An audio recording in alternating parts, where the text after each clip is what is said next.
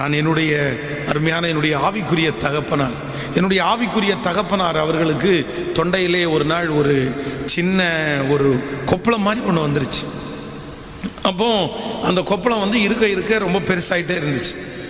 எங்களுடைய ஆவிக்குரிய தகப்பனார் அவர் மருந்தெடுக்காத விசுவாசம்.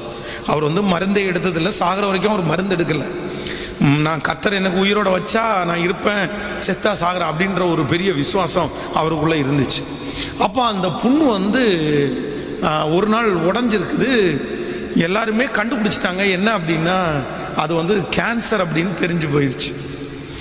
எங்களுடைய திருச்சபையிலே இருக்கிற நர்ஸுங்க, டாக்டர்ஸு, எத்தனையோ பேர் எங்களுடைய பாஸ்டரை கூப்பிட்டு ஒன்று பண்ணுங்க, நீங்கள் தயவு செய்து வந்துருங்க, ஏன்னா இது ரொம்ப இன்ஃபெக்ஷன்ஸ் ஆயிடுச்சு அப்படின்னா இந்த இடத்துல பெரிய ஓட்டையாக விழுந்துடும், அது ஃபுல்லாக அரிச்சு அதனுடைய கொடுமை தாங்க